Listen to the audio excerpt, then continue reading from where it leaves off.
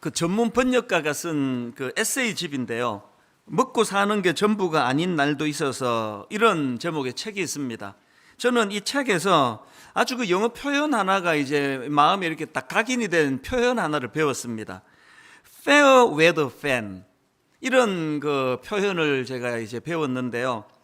이 fair weather fan, 이걸 그대로 직역하면 이제 이 화창한 날씨만 좋아하는 팬, 뭐 이렇게 이제 직역이 되지 않습니까?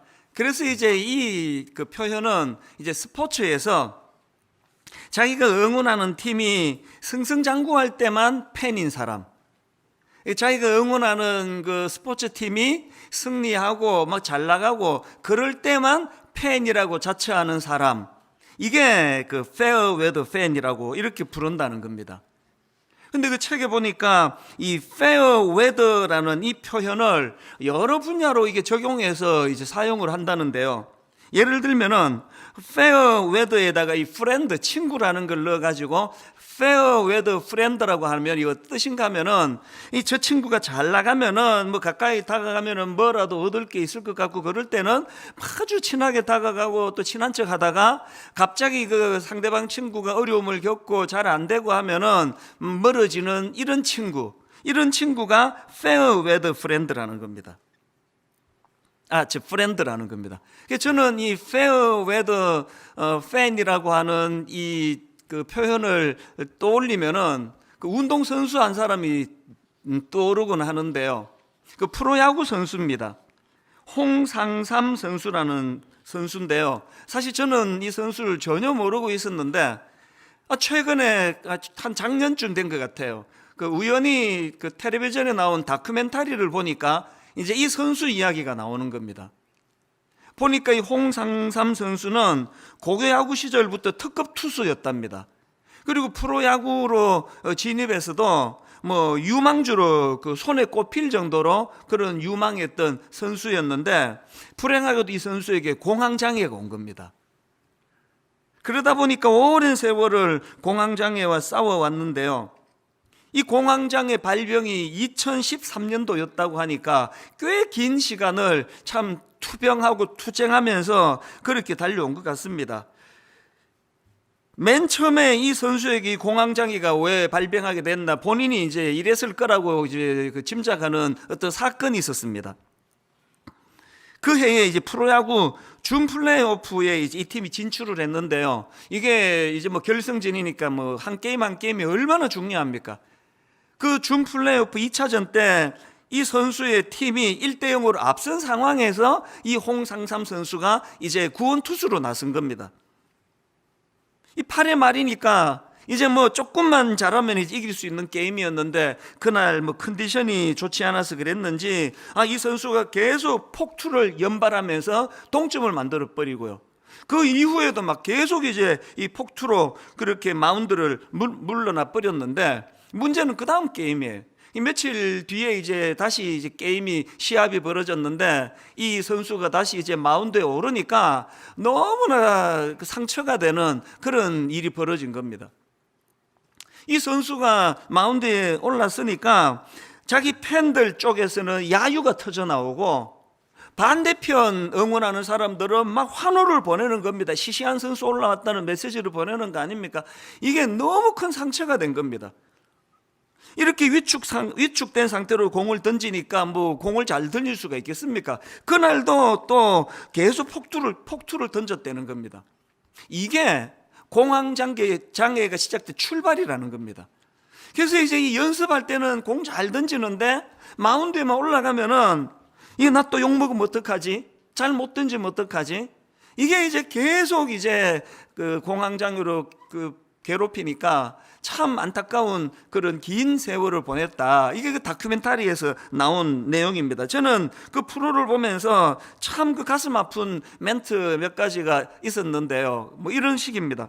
홍상삼 선수에게 팬이란 자신이 빛나는 순간에만 함께 해주는 존재였다. 그 참 가슴 아픈 표현 아닙니까? 또 본인도 이런 이야기를 합니다. 잘할 때만 편드는 것이 팬이다. 이게 내게 상처가 됐다. 사실 여러분 뭐 이런 냉혹한 그 프로야구 세계에서만 이런 페어 웨더 팬으로 이렇게 이름이 나오질 않고요. 우리가 살아가는 이 땅 자체가 페어웨더 팬, 우리말로 그저 달면 삼키고 쓰면 뱉어내는 이런 사람들로 넘치는 데가 이 세상 아닙니까? 이런 점에서 저는 오늘 본문을 기록한 사도 바울이 참 귀하다고 생각하는 게 있는데요. 이 빌레몬스, 신약의 빌레몬스가 있지 않습니까? 이 빌레몬스에 보면은 이제 사도 바울이 복음을 전하다가 로마의 감옥에 갇힙니다. 그렇게 로마 감옥에 갇혔을 때 이 오네시모라는 사람을 만나는데요. 오네시모는 노예입니다. 그런데 이 오네시모는 이 성경에는 나와 있지 않지만 추측컨대 이 노예 오네시모는 이 자기 주인의 재산 일부를 훔쳐서 로마로 도망쳤다가 그렇게 붙잡히지 않았나, 보통 이렇게 추측들을 합니다. 이게 사실이라면 이제 오네시모 인생은 끝장이에요. 아니 지금 막 온 몸을 바쳐 주인에게 충성을 다해도 사람 취급을 받지 못하던 게 노예인데요. 뭐 소 7마리, 또 그 돼지 7마리, 8마리, 그러면서 또 노예 몇 개, 이런 정도로 취급을 받던 게 그 당시 노예의 위상인데, 아니 그 주인의 재산 일부를 훔쳐가지고 도망쳤다가 잡혔다면 이거는 100% 사형감이에요. 그런데 이 빌레몬스를 보면은요, 우선 사도 바울이 말씀으로 오네시모를 변화시키고요. 그리고는 이제 이 빌레몬스가 어떻게 쓰여졌느냐, 그 노예 오네시모의 주인 빌레몬에게 편지를 써서 이 오네시모를 용서해 주기를 바란다, 영적인 형제로 그를 용서하고 받아주기를 바란다, 이런 간절함이 담긴 편지가, 이 감옥에서 쓴 편지가 이게 빌레몬스거든요. 그 애절한 그 사도 바울의 그 애틋한 마음을 한번 느껴보시겠습니까? 자, 빌레몬 1장 10절부터 한번 보십시오. 갇힌 중에서 낳은 아들 오네시모를 위하여 내게 간구하노라. 그가 전에는 내게 무익하였으나 이제는 나와 내게 유익함으로 내게 그를 돌려보내노니 그는 내 신복이라. 여기 나와 있는 이 신복이라, 이 표현을 세 번역으로 보니까 12절입니다. 나는 그를 그대에게 돌려보냅니다. 그는 바로 내 마음입니다. 공동 번역은 더 애틋하게 번역을 했습니다. 나는 그를 그대에게 돌려보냅니다. 그것은 내 심장을 떼어 보내는 셈입니다. 세상에 평생 노예로 울분이 많고 분노가 많고, 그래서 이제 주인의 그 재산 일부를 훔쳐가지고 도망가다가 그것마저 붙잡혀가지고 감옥에 가 있는 이 오네시모에게 상상할 수 없는 따뜻함으로 이제 그를 떠나보내면서 내 심장을 떼어보내는 것 같다고, 이런 마음으로 자기를 대해주니까 이 오네시모가 얼마나 감동이 됐겠냐고요. 그래서 이 오네시모가 어떤 변화를 일으켰느냐, 자 11절을 다시 한번 보시겠습니까? 그가 전에는 너에게 무익하였으나 이제는 나와 너에게 유익함으로. 만남의 축복이란 게 이런 거예요. 너무나 사람이 변화가 되고 달라져서 그 무익했던 인간이 이제는 너무나 유익한 존재가 됐다는 겁니다.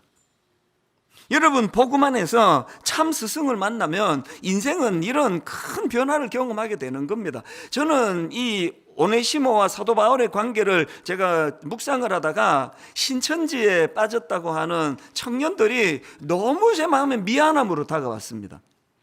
이 코로나19 과정에서 신천지를 조명하는 그 다큐멘터리 프로그램이 여러 번 나오지 않았습니까? 저는 그 프로를 볼 때마다 진짜 미안해요. 여러분, 그 신천지에 빠진 청년들은요, 하나같이 잘 믿어보겠다고 애쓰는 청년들이에요. 그 만약에 여러분 아들이 믿음 하나도 없고 빈둥빈둥거리면 100% 안심하셔도 돼요. 신천지에 절대로 안 넘어갑니다. 그 아들은 신천지도 못 건드려요.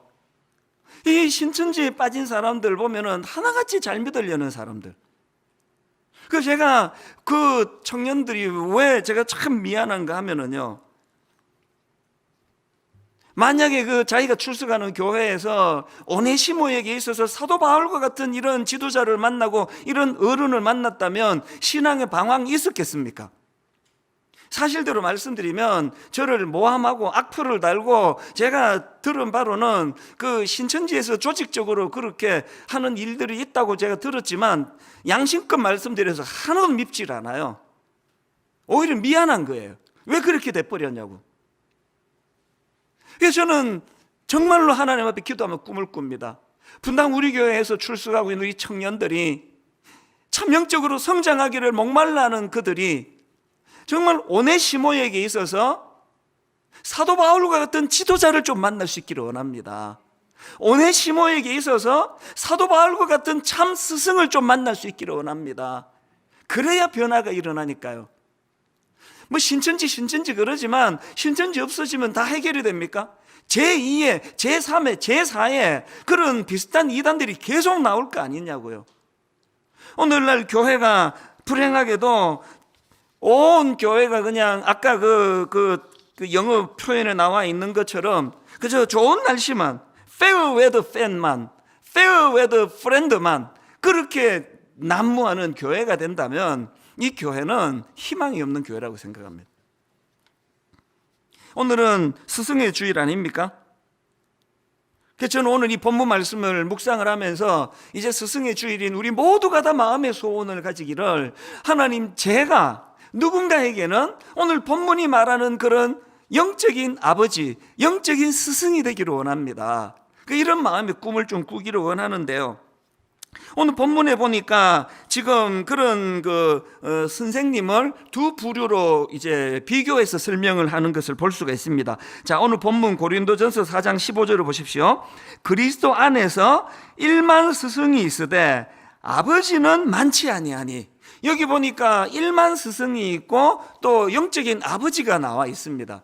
근데 여기 나와 있는 이 스승은요, 교사라는 이런 뜻으로도 풀이가 되겠지만, 그러나 여러분이 여기에 나오는 이 스승에 해당되는 헬라어 파이다고고스라는 단어는 그 당시 주인의 자녀들을 돌보던 노예들을 그렇게 불렀다는 겁니다.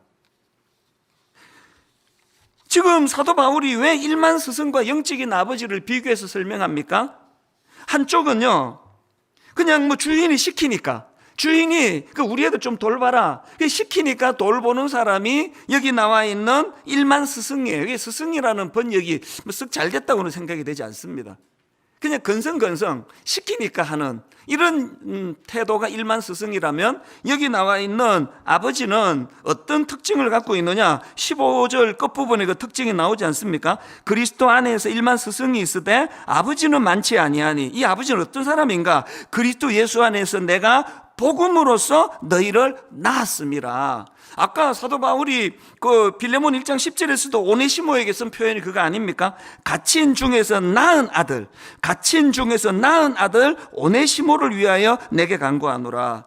갈라디아 4장 19절에도 이 표현이 나옵니다. 나의 자녀들아, 너희 속에 그리스도의 형상을 이루기까지 다시 너희를 위하여 해산하는 수고를 하노니. 여러분, 그러니까 일만 스승하고 여기 나와 있는 아버지 차이를 아시겠죠? 해산하는 수고가 포함되어 있는 그 스승이 영적인 아버지 같은 스승이라는 겁니다. 저는요, 분당 우리 교회 안에 이런 영적인 아버지 같은 스승들이 많은 걸 진짜 감사합니다. 우리 순장님들 중에 다 그런 분이라고 생각하지 않지만 대부분의 순장님들이 저는 그런 영적인 희생과 수고를 통하여 이 교회를 섬기고 또 순원들을 섬기는 그런 영적 아버지 같은 지도자라고 저는 생각을 합니다. 그런가 하면은 이 주일학교 선생님들 저는 진짜 머리가 숙여져요. 제가 중고등부 사역을 만 10년 해봤잖아요. 여러분, 교회 안에 선생님들은요, 주교 교사들은 애들에게 대접을 못 받습니다. 그거 우리 부모들도 반성을 해야 돼요. 이 부모들이 애들 앞에서 주일학교 선생님의 존재를 좀 높여드리고 세워드리면 그렇게 시시하게 보겠습니까? 그러니까 애들이 학원 선생님에 대해서는 요즘에 매를 든다 그러더라고요. 때려도 아무렇지도 않고, 그렇게 왜 대학 가는데 도움이 되니까. 근데 이 교회학교 선생님들은 참 어떨 때는 너무 안쓰러워요. 어떤 선생님이요, 이제 수련회를 갔는데, 아이고, 밤새 떠드느라고 잠 안 자는 그 방에 선생님이 같이 배정이 됐나 봐요. 그래서 선생님이 이제 애들 방에 같이 이제 들어갔는데요, 이것들 생각에 다 지들 같은 줄 아나 봐요. 그 나이 때 18, 19대는 그냥 딱 누우면 잠이 오는데 어른이 그렇습니까? 그래서 이제 선생님이 이제 한쪽 구석에 누워 있으니까 이놈들이 선생님이 주무시는 줄 알고 막 뒷담화를 밤새도록 하더래요. 그게 얼마나 상처가 되겠냐고. 벌떡 일어나가지고 버럭 소리를 지르고 싶었을 거예요. 막 정내미가 뚝 떨어져 가지고 내가 이것들 위해서 내가 시간을 내고 물질을 떡볶이 사주고 그러냐고 그럴 것 같은데, 참 눈물에 제가 우리 교역자한테 그 이야기를 들었는데요, 끝까지 인내하면서 그런 아이들을 품어주는 거, 이게 바로 복음으로 너희를 낳았습니다. 그리고 이게 바로 너희를 위하여 해산하는 수고 아닙니까? 대학부 청년부 리더들도 마찬가지예요. 그 젊은 사람들이 이 영적 아버지의 마음으로 양육을 하는데, 제가 최근에요, 우리 교회 대학부 청년부 교역자에게서 이메일을 받았는데 정말 내 마음에 감동이 됐습니다. 내용을 한번 들어보세요. 코로나가 시작되고 리더들에게 연락이 왔습니다. 목사님, 코로나로 너무 힘들어하는 청년들이 많습니다. 그래서 우리 대청 사역자들이 이러지 말고 코로나 뚫고 찾아갑시다. 가서 위로하고 옵시다. 약 500여 명의 소그룹 리더들에게 코로나 극복 패키지와 간절한 기도를 선물해 주기로 결심했습니다. 그래서 작은 화분과 간식거리와 나눠주지 못했던 GBS 교재와 성경 공부 교재와 저희의 마음을 포장하고 담아 출발했습니다. 그 다음에 깜짝 놀랐습니다. 지금 이 분당에서 출발을 했는데 들어보세요. 분당으로, 서울로, 일산으로, 오산으로, 동탄으로, 대관령으로, 이천으로, 여주로, 강화도로 사역자들이 약 5일 동안 하루에 11시간씩 운전하며 500여 명의 청년들을 만났습니다. 집 앞에서, 회사 앞에서, 그저 사람들이 지나가는 도로 위에서 창문을 열고 잠깐 만났지만 서로 눈물을 글썽이며 그리움과 감사, 기쁨을 나누었습니다. 저는 우리 대학부 청년부 교역자들이 이렇게 애쓰는 게 너무나 마음이 뭉클했습니다. 이게 만약에 그냥 그 노예들 뭐 시켜서 돌보라 그러는 그런 그 일만 그 스승과 같은 본문의 표현으로 그런 싹군 같은 사역자라면 지금 절호의 기회 아닙니까? 뭐 완전히 놀고 먹을 기회 아닙니까? 모임도 안 하는데. 그런데 세상에 11시간씩 운전을 해가면서 일산으로, 대관령으로, 여주로, 강화도로 그렇게 달려가 제대로 만나지도 못하잖아요. 어떨 때는 만나서 창문 닫아놓고 얼굴로 한번 보면서 핸드폰으로 기도해주고 왔다는 얘기도 제가 들었습니다. 저는 이런 참 귀한 해산의 수고를 통하여 사람을 양육하는 이런 좋은 우리 목사님들이 이 교회에 많은 것이 얼마나 감사한지 모르겠습니다.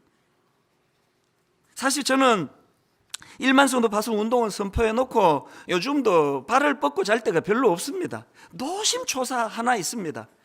이 1만 성도 파송 운동의 진짜 승패는요, 승패는 이 30명의 담임 목사가 누구가 되느냐 아닙니까? 정말 잠이 오지 않아요. 정말 마음으로 소원하며 기도가 나옵니다. 분당 우리 교회 부교육자 중에 15명의 교육자가 세워지고 이제 외부에서 누군지도 모르는 15명의 교역자가 이제 담임 목사로 세움받게 될 텐데 마음으로 기도하고 또 기도합니다. 이 30명의 모셔지는 담임 목사님 모두가 다 정말 뭐 세월 시키니까 할 수 없이 하는 그런 차원의 일만 스승이 아니라 내가 너를 십자가를 통하여 내가 너를 낳았도다. 이 사도 바울과 같은 목사님들이 29명도 아니에요. 30명 모두가 다 이런 분들이 세워지기를 바랍니다. 그래서 외부에 15명 지금 우리가 청빙하는데 왜 자천은 하지 않고 타천만 합니까? 함께 사역했던 우리 성도님들 중에 이 목사님을 내가 겪어보니까 진짜 이분은 십자가로 사도 바울과 같이 영적인 아버지 같은 분이라고, 이런 분들만 추천받기를 원해요. 마감이 됐는데요, 요새 내가 마음이 너무 아파요. 이걸 우리가 광고를 거의 안 했기 때문에 이 청빙을 모르는 분이 계시는 게 가로놓게 좋은 분이 계시는데 타이밍을 놓쳤다 그래서 이게 너무 안타까워가지고 이번 한 주간 그런 분들을 제가 좀 배려하는 이번 한 주간을 가질 생각입니다. 막 그냥 아는 사람이라고 막 추천하지 마시고요. 진짜 이분은 사도 바울과 같은 영적인 아버지와 같은 지도자다, 그런 분 계시면 오늘 우리 홈페이지 들어오셔가지고 이번 한 주간 안으로 이분들을 보내주시면 아주 상세하게 또 저희가 살펴보려고 합니다. 근데 여러분, 교회가 그 지도자 한 사람이 사도 바울 같다고 좋은 교회입니까? 여러분 모두가 다 일만 스승 같은 시키니까 하는 그런 존재가 아니고 사도 바울처럼 여러분 오늘 우리가 꿈꾸기를 원합니다. 내 생애에 나도 오네시모에게 사도 바울처럼 낙심하고 힘들어하는 그 누군가에게 내가 영적인 아버지 같은 존재가 되기를 원한다.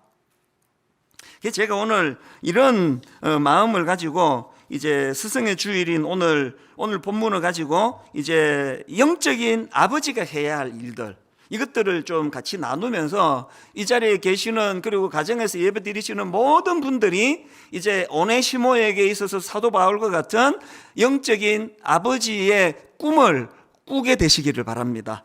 자, 우리가 진짜 영적인 아버지가 되기 원한다면 첫째로 할 일이 뭐냐? 사랑의 꾸지람을 회복하셔야 합니다. 사랑의 꾸지람. 이게 무슨 말씀인가 하면요, 오늘 본문 14절에 이런 내용이 나오지 않습니까? 내가 너희를 부끄럽게 하려고 이것을 쓰는 것이 아니라 오직 너희를 내 사랑하는 자녀같이 권면하려고 하는 것이라. 이 말씀의 배경이 어떻게 되는가 하면 이 14절 바로 앞에 6절부터 13절까지 사도 바울이 막 고린도 교회 성도들을 향하여 막 무섭게 꾸짖습니다. 막 얼마나 그 꾸지람이 적나라한지. 자, 6절 7절을 보십시오. 형제들아, 내가 너희를 위하여 이 일에 나와 아볼로를 들어서 본을 보였으니 이는 너희로 하여금 기록된 말씀 밖으로 넘어가지 말라 한 것을 우리에게서 배워, 그 다음 보세요, 서로 대적하여 교만한 마음을 가지지 말게 하려 함이라. 누가 너를 남달리 구별하였느냐?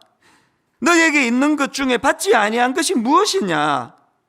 내가 받았은즉 어찌하여 받지 아니한 것 같이 자랑하느냐? 또 8절은 더 적나라합니다.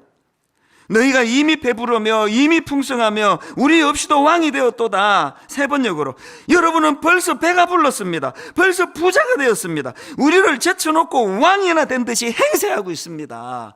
막 얼마나 지금 무섭게 꾸지람하는지 아시겠죠? 이런 꾸지람을 사도 바울이 13절까지 하고는, 그리고는 이제 14절에서 내가 너희를 부끄럽게 하려고 내가 이렇게 하는 거 아니다. 이 꾸지람이 회복이 돼야 돼요. 사실 그러고 보면요, 이 성경책은요, 하나님의 꾸지람으로 꽉 찬 책이 성경책이에요. 특히 막 구약 한번 보세요. 막 당신의 택한 백성들이 막 조금만 잘못하면은 막 얼마나 무섭게 그 수많은 선지자들이 다 그런 일을 다 한 거 아닙니까? 그런데 하나님은 이방 백성들에 대해서는 내버려 둘 때가 더 많았습니다. 여러분 이런 말 들어보셨습니까? 하나님의 가장 큰 심판은 그들을 내버려 두시는 것이다. 심판하지 않는 심판, 징계하지 않는 징계, 이 가장 무서운 징계라는 거예요. 오늘 여러분 아버지 부재의 시대에 우리 자녀들이 겪어야 하는 정말 가슴 아픈 건요, 징계가 없어요. 꾸지람이 없습니다. 교회에서 누가 꾸지람을 합니까? 로마서 1장 24절에 보니까 그러므로 하나님께서 그들을 마음의 정욕대로 더러움에 내버려 두사. 오늘 교회 학교, 주일학교가 살아나려면 교회 안에서 스승님들의 꾸지람이 회복이 돼야 돼요. 눈물이 쏙 나오도록. 어떤 분이 그 교육 전문가 오은영 박사님의 그 강의를 요약해가지고 이제 인터넷에 올린 걸 제가 봤는데요, 제 눈에 띈 게 이 훈육을 영어 단어 2개로 풀이한 걸 봤습니다. 훈육이란 firm and warm이다. firm 뭐예요? 단호함. 훈육할 때는 단호함으로 그렇게 아이들을 훈육해야 되고, 그런가 하면은 warm, 따뜻하게. 그래서 오늘 이 사도 바울이 그거 아닙니까? 13절까지 막 아주 단호하게, 막 명확하게 그렇게 꾸짖어 놓고는 14절에서는 warm, 따뜻하게, 내가 너희를 부끄럽게 하려고 이것을 쓰는 게 아니야. 그래서 이 firm and warm, 오늘은 인용하는 영어마다 전부 다 막 F가 많아가지고 이 혀가 얼얼해요. 이 꾸지람과 격려의 조화, 이것이 살아나는 가정, 이 꾸지람과 격려의 조화, 이것이 살아나는 주일학교 되기를 바랍니다.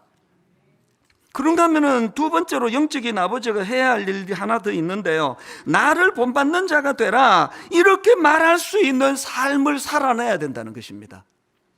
16절, 그러므로 내가 너희에게 권하노니 너희는 나를 본받는 자가 되라. 이 뭐 소리만 지른다고 꾸지람의 권위가 생기는 거 아닙니다. 제가 이 설교를 준비하다가 오래전에 나온 책인데요, 삶으로 가르치는 것만 남는다, 이 책을 제가 다시 구해가지고 읽었습니다. 왜 그럴까요? 제목이 모든 메시지 다 담고 있습니다. 삶으로 가르치는 것만 남는다. 그래서 제가 전에 한번 이런 말씀을 드린 기억이 있는데요, 제가 중고등부 사역을 만 10년 할 동안에 진짜 말도 안 되는 이상한 기도를 꽤 오래 했습니다. 무슨 기도를 했느냐? 하나님, 제가 저 아이들에게 위선자가 된다 하더라도 정말 저 아이들이 저를 정말 보고 따라 배울 수 있는 그런 목회자라고 생각할 수 있도록, 이런 기도가 얼마나 웃깁니까? 아니, 위선자가 되다니. 진짜 그런 삶을 살아야 되는데, 30대 젊은 목사로서 제가 제 스스로를 볼 때 참 흠이 많고 문제가, 약점이 많고 그러다가 보니까 이 괴리감 때문에 안타까우니까 그런 기도가 나오더라고요. 하나님, 제가 참 부족한 저 아이들을 지도하기에 부족한 목사지만, 그런 하나님, 저 아이들에게 위선자가 된다 할지라도 저 아이들 생각에 정말 본받을 수 있는, 보고 배울 수 있는 그런 목사로 자리매김되기를 원합니다. 이게 말도 안 되는 기도지만요, 30대 때 제 마음에 소원이 그거 아니었습니까? 어떻게 해서든 우리는 그 아이들에게 너희는 나를 본받아라, 이 본이 되는 그런 교사가 돼야 된다는 겁니다. 제가 왜 이런 어색한 기도를 드렸냐 하면은, 어제 저녁이에요. 이제 제가 막 그 설교 자료가 없나 막 인터넷 여기저기를 뒤지다가 우연히 발견한 글인데요, 이게 뭐 실화인지 아닌지는 모르겠지만, 이제 어떤 부부가 이제 조그만 이제 아들이 있었나 봐요. 세 식구가 이제 마트에 이제 물건을 사러 갔습니다. 남편은 이제 주차장에서 기다리고, 차에서 기다리고 있고, 엄마하고 이 꼬맹이가 이제 가서 이제 물건을 이제 골랐는데, 뭐 그때가 이제 명절이었나 봐요. 막 사람들이 막 바글바글 붐비는데요, 너무 정신이 없어서 그랬는지 직원 하나가 이제 그 물건을 쭉 계산을 하는데, 이 물건 하나를 바코드를 찍지 않고 그냥 이제 바구니에 담은 거예요. 그랬더니 그 엄마가 그걸 알면서도 아무 소리도 안 하고 그 애 손을 잡고 물건 찾아가지고 계산대를 급하게 빠져나가는 겁니다. 그래서 그 어린애가 물었습니다. 엄마, 왜 저거 돈 내지 않고 그냥 가져가세요? 그랬더니 그 엄마가 뭐라고 조용히 이렇게 말했답니다. 괜찮아, 실수는 저쪽에서 한 거니까, 우리 잘못 아니니까 괜찮아. 그렇게 하고는 그냥 차로 들어갔습니다. 그래서 이제 아빠가 뭐는 차를 타고 가다가 뭐 그날 뭐 워낙 바글바글하고 해서 그랬는지, 그 아빠가 차를 몰고 가다가 주차된 옆에 있는 차를 끌고 지나간 거예요. 근데 또 이 아빠도 또 아무 일 없었다는 듯이 급하게 또 주차장을 빠져나가니까 그 어린 아들이 또 물었답니다. 아빠, 그 옆차와 부딪히지 않았나요? 그랬더니 그 아버지가 자기 아내랑 똑같은 대답을 했습니다.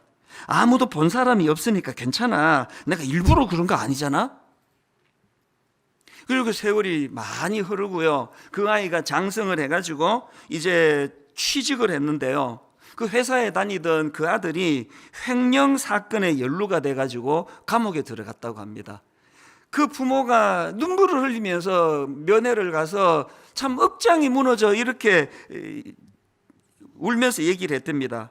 왜 그런 짓을 한 거야? 나쁜 짓을 하면 안 된다는 거 몰랐니? 그랬더니 그 아들이 쓴웃음을 지으면서 한 말이 이랬습니다.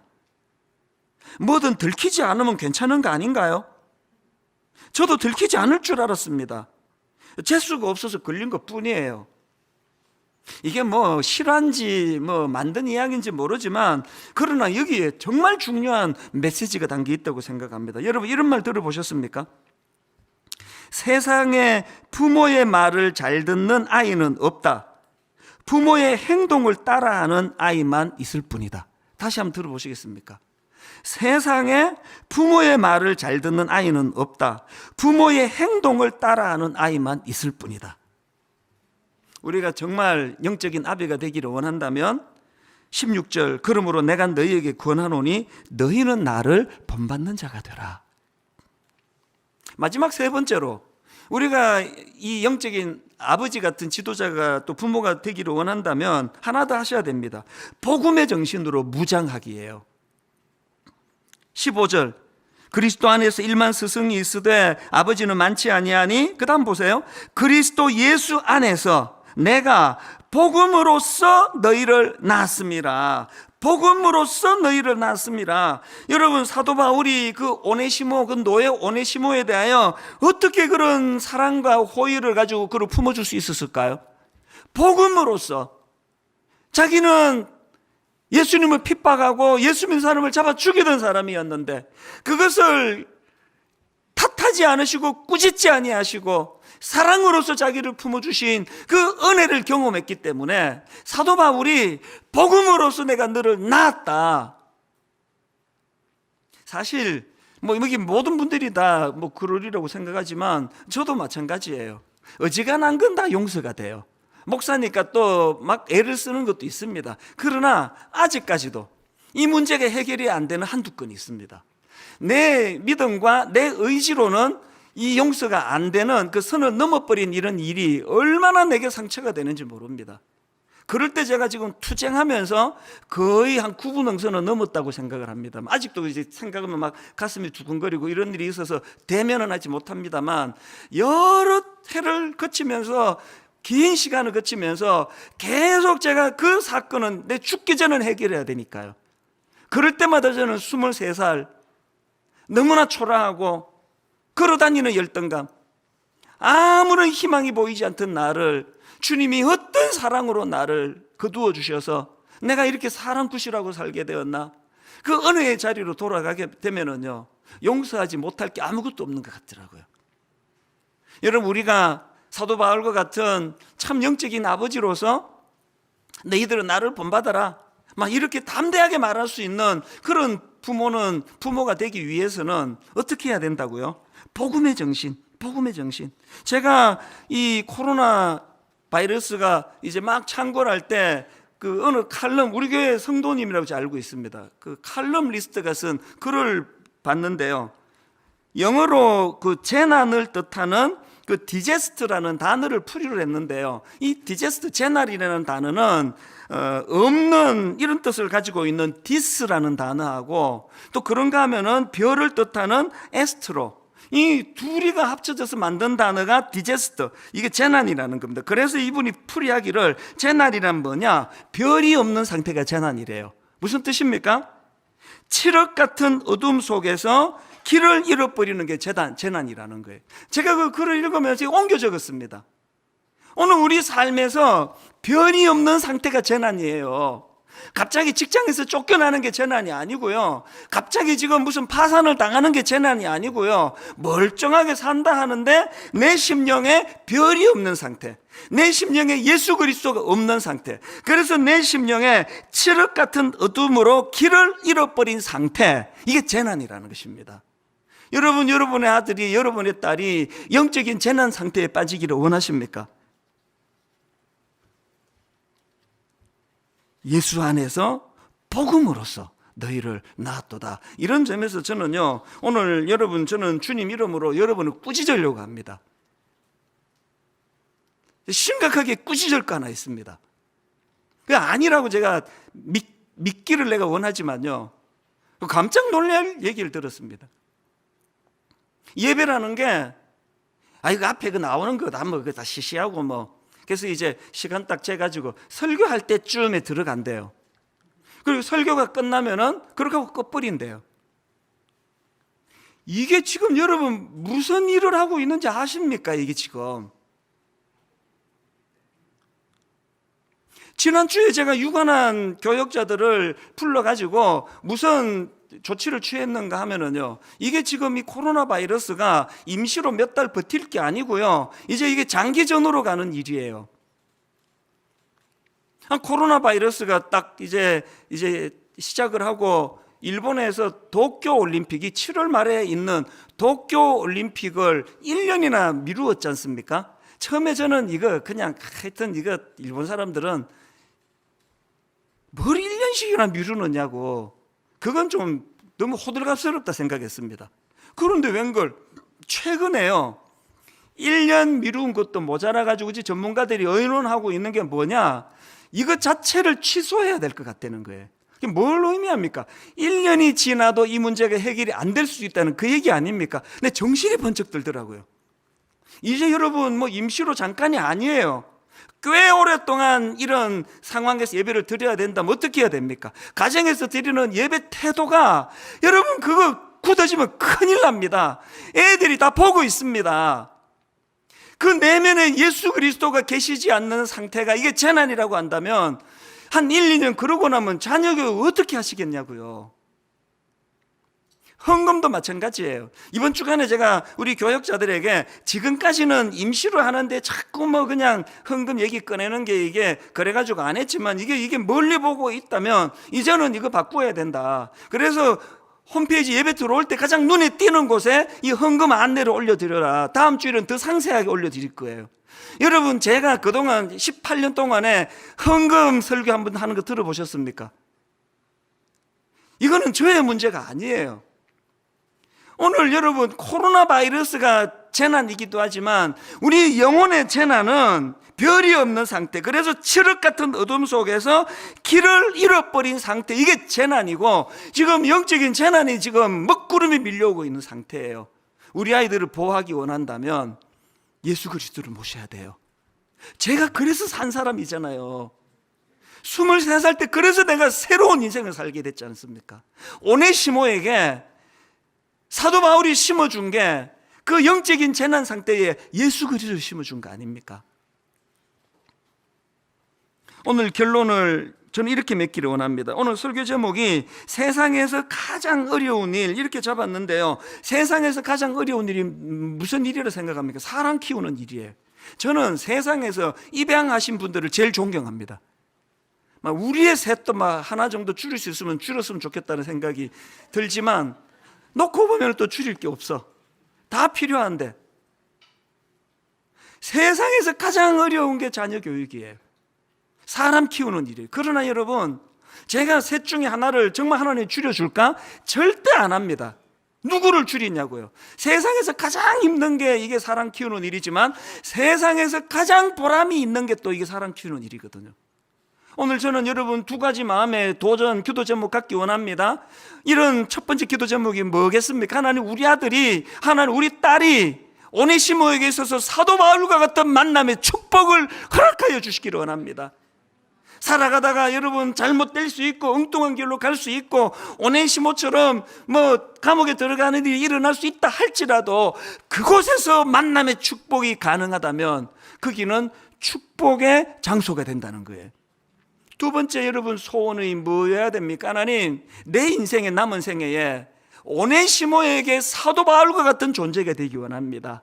내 남은 생애에 하나님, 사람 하나 제대로 키우기 원합니다.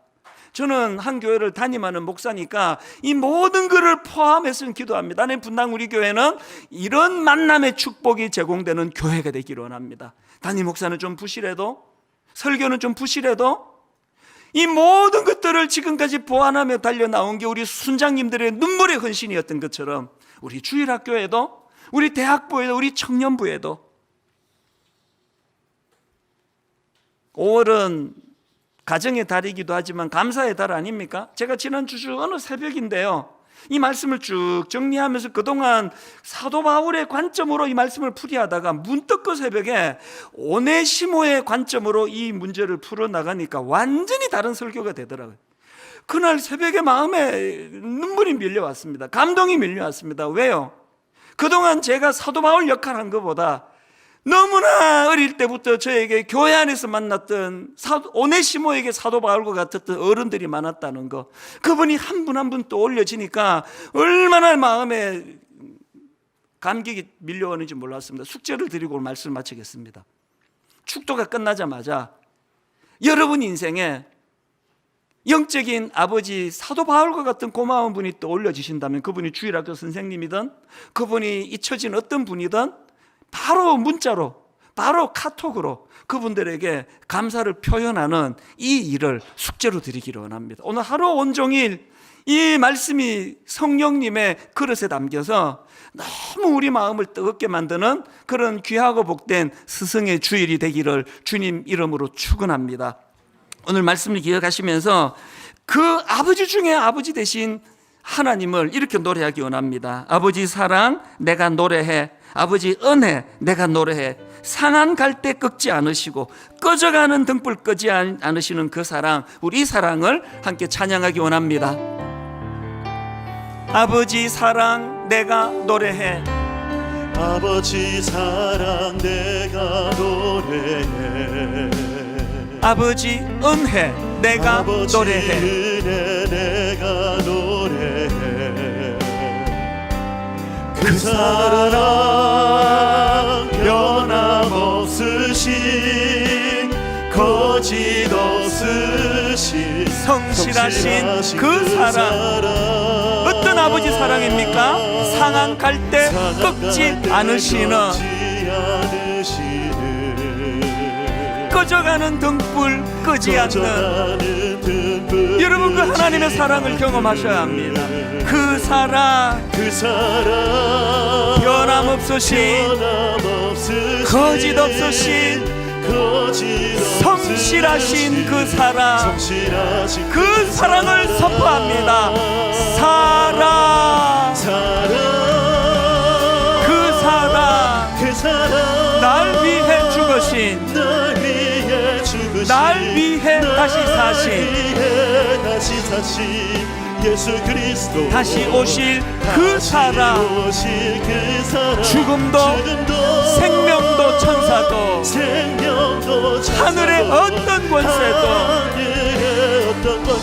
끊을 수 없는 영원한 그 사랑 예수, 우리 감격에 차 선포합니다. 그 사랑, 날 위해 죽으신, 날 위해 다시 사신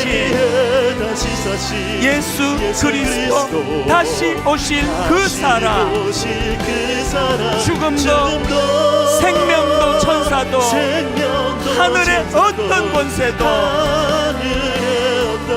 끊을 수 없는 영원한 그 사랑 예수. 할렐루야, 찬양하세, 찬양하세. 내 모든 죄 사함받고 주 예수와 동행하니,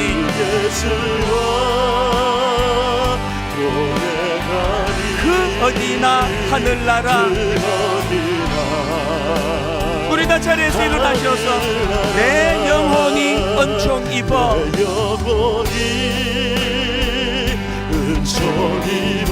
중한 죄짐 벗고보니 슬픔 많은 이 세상도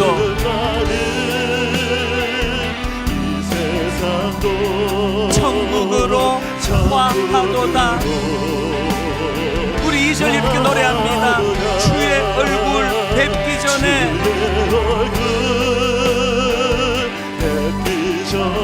멀리 뵈던 하늘나라,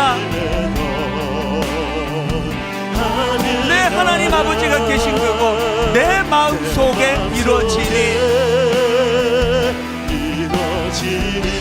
날로 날로 가깝도다. 할렐루야, 찬양하세, 찬양하세. 내 모든 죄 사함받고 주 예수와 동행하니, 그 어디나 하늘나라.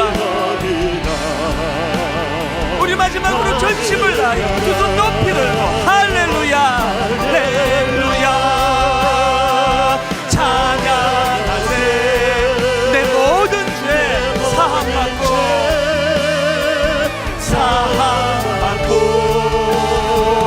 주 예수와 동행하니, 그 어디나 하늘나라. 하늘나라. 두 가지 기도 제목과 기도하기 원합니다. 아버지, 우리 아들을, 우리 딸을 하나님 사도 바울과 같은 영적인 아버지를 만나는 만남의 축복을 허락해 주시기 원합니다. 그런가 하나님, 두 번째로 우리 자신이 일평생 살아가는 동안에 정말 한 영혼에게 영적인 아비가 되기 원합니다. 영적인 아버지가 되기 원합니다. 한 영혼을 살려내는 그런 존재가 되기 원합니다. 이 두 가지를 마음에 품고 우리 통성으로 같이 기도하시겠습니다. 살아계신 하나님 아버지, 오늘 하나님 너무나 아버지, 이 세상은 삭막합니다. 각박합니다. 하나님 아버지, 오늘 수많은 사람들이 신령 속에 아버지 달면 삼키고 쓰면 뱉어내는 그런 시대를 살아가고 있습니다. 하나님 아버지, 오늘도 우리가 하나님 앞에 페어 웨더 땡이라고 하는, 페어 웨더 브랜드라고 하는 이런 단어가 아버지, 이 세상의 난무하는 시대를 살아가고 있습니다. 그저 하나님 시키니까 마지못해 하는 일만 스승이 아니라 하나님, 참으로 나는 너의 영적인 아버지라고, 십자가를 통하여 그 고통을 통하여 내가 너를 낳았노라고, 그렇게 아버지 말씀하시는 주님을 닮은 영적인 아버지들이 많이 나오기를 원합니다. 하나님 아버지, 우리 자녀들을 불쌍히 여겨 주시옵소서. 하나님, 우리 자녀들을 긍휼히 여겨 주심으로 말미암아 아버지들의 삶 가운데 늘 이런 만남의 축복을 누리고, 그런 가운데 또 누군가에게 바로 이런 만남의 축복을 제공하는 사도 바울과 같은 그런 아버지의 사람 되도록 인도하여 주시옵소서. 하나님 아버지가 내 자리를 지키면서 역사하신 주님을 바라봅니다. 역사하신 주님을 기대합니다.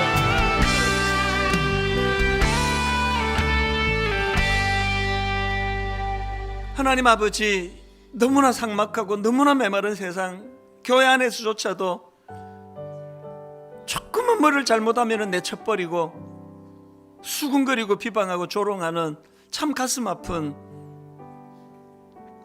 하나님의 수많은 젊은이들이 이단에 빠지는 것, 진리가 그곳에 있어서가 아니라 교회에서 맛보지 못했던 따뜻함을 경험했기 때문이라는 이런 말들이 얼마나 우리에게 이게 회개거리가 되는지 모르겠습니다.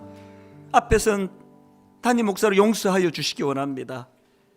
우리 교육자들을 용서해 주시고, 하나님 우리 젊은이들에게, 우리 기성세대 어른들이 회개의 자리로 나가기를 원합니다. 엿새 동안 페어 웨더 프렌드에 익숙해져 있던 그들이 교회만 오면은 오네시모를 보듬어 주었던 사도 바울과 같은 어른들이 많아서 아직 어려서 주님은 인격적으로 만나보지 못했다 할지라도 참으로 교회는 내게 따뜻한 곳이라고, 교회는 내 눈물을 닦아주시는 곳이라고, 교회는 영적 아버지들이 가득한 곳이라고, 그렇게 우리 다음 세대가 안전하게 자랄 수 있는 교회가 되도록 인도하여 주시옵소서. 하나님, 회개합니다. 이제 다음 주일이면 창립 18주년을 맞이하게 되는데 이 교회가 다음 세대를 살려내는 교회가 되기를 원합니다. 30명의 세움받게 될 교회 담임 목사님들 모두가 다 일만 스승, 그저 세우니까 하는 그런 일만 스승의 위치가 아니라 참으로 영적 아버지로 내가 당신들을 낳았노라고, 내가 성도님들을 낳았노라고, 십자가로 낳았노라고 그 주님을 본받는 그런 담임 목사님들이 30분 모두가 세워지도록 하나님 간섭하여 주시고, 하나님이 남은 기간 동안에 모든 성도님들이 이것을 놓고 기도할 수 있도록 은혜로 인도하여 주시옵소서.